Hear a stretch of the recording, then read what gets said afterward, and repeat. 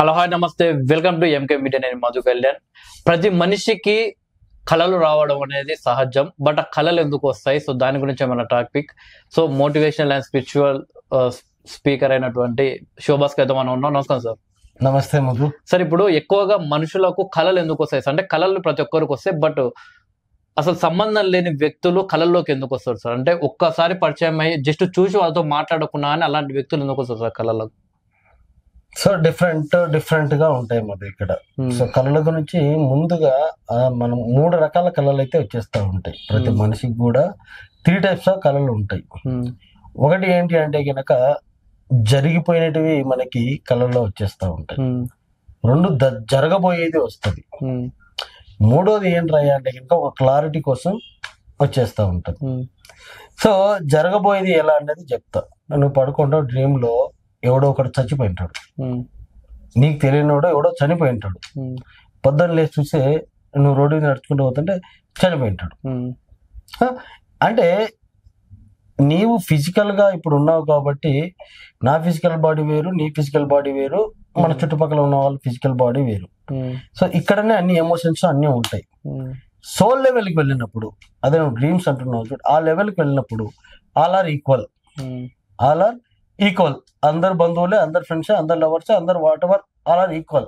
So అట్లా ఎవడో ఒకటి చనిపోతాడు. అంటే మనకు కనెక్టివిటీ అయిన వాడే. మనందరం కూడా కనెక్టివిటీ అయిన వాళ్ళమే. ఫస్ట్ 1 ఫీమేల్ 1 మేల్ మాత్రమే భూమి మీదకి వచ్చినారు. తర్వాతనే మొత్తం శాఖలుగా డివైడ్ అయిపోయినాం. అంటే మనమంతా కూడా ఒక ఫ్యామిలీనే. అట్లా ఎవడో చనిపోయినాడు కూడా మన ఫ్యామిలీనే. సో వాడు కూడా కళ్ళలోకి వస్తాడు. అది 1 టైప్ ఆఫ్. ఇంకొకటి ఏంట్రా అంటే కనుక నువ్వు చాలా కన్ఫ్యూజన్ లో ఉంటావు. అంటే ఈ రూట్ లో పోవాలా అన్నటువంటిది చాలా కన్ఫ్యూజన్ లో ఉంటావు. కన్ఫ్యూజన్ లో ఉండి దాని గురించే నువ్వు ఆలోచించుకుంటా పనుకున్నప్పుడు ఏమవుతుంది అంటే కనుక ఆ రెండిటికి నీట్ గా క్లారిఫికేషన్ వచ్చేస్తుంది అన్నట్టు. ఇది చేస్తే గనక ఇటువంటి రిజల్ట్ వస్తుంది ఫ్యూచర్ లో, ఇది చేస్తే గనక ఇటువంటి రిజల్ట్ వస్తుంది, you can choose this one అని చెప్పేసి ఒక క్లారిటీ అయితే వచ్చేస్తుంది. ఇది second type. And third type ఒకటి ఉంటుంది. నువ్వు నేను ఫ్రెండ్స్, చాలా బెస్ట్ ఫ్రెండ్స్. నేను పూరు, నువ్వు రిచ్. నువ్వేం చేసినావు అంటే దన్నుమని ఒక బైక్ తీసుకొని వచ్చినావు, కొత్త బైక్ కొన్నావు, వెనక గర్ల్ ఫ్రెండ్ కూడా కూర్చోబెట్టుకున్నావు, వచ్చి నన్ను అడిగినావు నా బైక్ బాగుందా అని.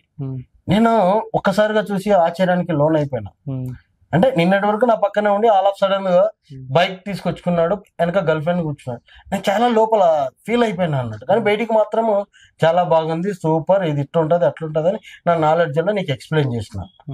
పడుకున్నాక ఎట్లా ఉంటది అంటే నాకు ఒక గర్ల్ ఫ్రెండ్ ఉన్నట్టు, నేను చక్కర్లు కొడుతున్నట్టు, నేను ఎక్కడెక్కడికో తిరిగినట్టు, ఆ రకమైనటువంటి ఒక డ్రీమ్ అయితే వస్తుంది. సో ఈ డ్రీమ్ ఎందుకు వస్తుంది అంటే కనుక వాడికి ఉంది, వాడు ఫిజికల్ గా ఎంజాయ్ చేస్తా ఉన్నాడు, అదే నీకు ఉంటే నువ్వు ఎలా ఎంజాయ్ చేస్తున్నావు అన్నదాన్ని డ్రీమ్స్ లో, అంటే ఆత్మ అన్నది కోరుకుంటది అన్నట్టు. నేను ఇలా అయితే ఎలా ఉంటది, ఇలా అయితే ఎలా ఉంటది అని అది కళ రూపంలో నీకు తీర్చేస్తుంది.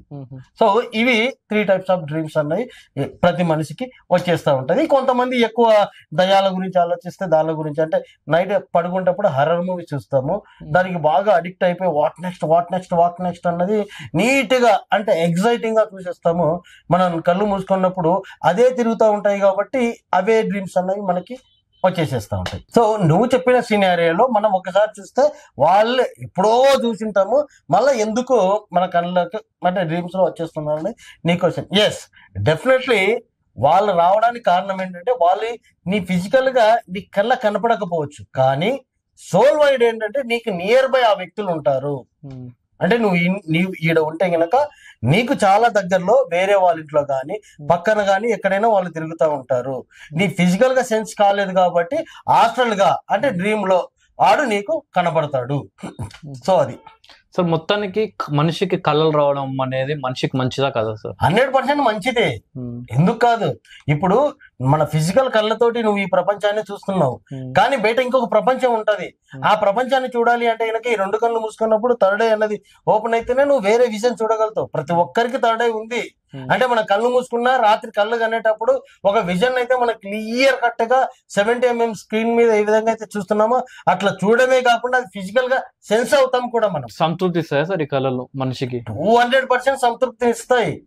అది ఎవరు తీసుకుంటాడు అంటే కనుక సరైనటువంటి ఒక నాలెడ్జ్ ఉన్నవాడే సంతృప్తిని తీసుకుంటాడు. ఎవడైనా క్షణిక ఆనందం కోసము చేయకుండా పర్మనెంట్ గా ఆనందంలో ఉంటాడు చూడు ఎప్పుడు, వాడు ఏది వచ్చినా కూడా దాన్ని యాక్సెప్ట్ చేస్తాడు. వాడు ఎంజాయ్ చేయకుండా పక్కవాడు ఎంజాయ్ చేస్తున్నా కూడా ఆ సిచ్యువేషన్ లో నేను ఉంటే ఆ ఎంజాయ్మెంట్ నాదే కదా, నో ప్రాబ్లం, ఆ ఎంజాయ్మెంట్ నేను ఇక్కడ చేసేస్తున్నాను, ఓకే ఐఎమ్ వెరీ హ్యాపీ, అట్లా ఫీల్ అవుతాడు. సో సంతృప్తిని ఇస్తాయి, క్లారిటీని ఇస్తాయి, తెలియని దాన్ని ఇస్తాయి. చాలా మందికి మనుషులకి హ్యూమన్ బీయింగ్స్ కి చాలా మందికి కళల ద్వారానే వాళ్ళ లోపల ఉన్నటువంటి భయాలన్నీ కూడా తొలగిపోతా ఉంటాయి. ఇది నిజము, సత్యము. ప్రతి ఒక్కరు కూడా ఇవి ఫేస్ చేసి ఉంటారు. ఫర్ ఎగ్జాంపుల్, ఈ రోజు నిద్రపోతా ఉన్నాను, ఒక డ్రీమ్ లో ఒక దయ్యం అనేది వచ్చింది, ఒక అనుకోని సిచ్యువేషన్ అయితే వచ్చింది, అప్పుడు నేను బాధపడ్డా. రెండో రోజు మళ్ళీ అదే వచ్చింది, ముందు బాధపడ్డ దానికంటే ఈరోజు కొంచెం తక్కువ బాధపడినా. మూడోసారి వచ్చింది, అవే డ్రీమ్స్ లోనేదో వచ్చేది, నో ప్రాబ్లం. అదే నిత్య జీవితంలో అదే సిచ్యువేషన్ ఎదురైపోయింది, ఓకే వచ్చినా కూడా అది ఇప్పుడు వెళ్ళిపోతుంది, నా దగ్గర ఉండదు కదా. అంటే ఆ డ్రీమ్స్ ద్వారానే మనము చాలా భయాలను మనము పోగొట్టుకుంటున్నాము. సార్ ఇప్పుడు కళలు అంటే ఎలాంటి కళలు హెల్త్ కి మంచి సార్? అంటే సంతృప్తి అన్నారు కదా కళలు మీరు. సో రాత్రిళ్ళు మనం పడుకున్న తర్వాత ఆటోమేటిక్ గా వాటి వచ్చే కళలు బెటరా, లేకుంటే పగటి కళలు అంటారు కదా సార్, మామూలుగా ఉన్నా కానీ కళ్ళు మూసుకొని ఏదో ఎక్కడో ఏదో ఇక్కడ అంటే చాలా మందికి అర్థమయ్యే లాంగ్వేజ్ లో చెప్పాలంటే కనుక రాత్రి కళలు అన్నది అవేర్నెస్ లేకుండా జరుగుతూ ఉంటాయి.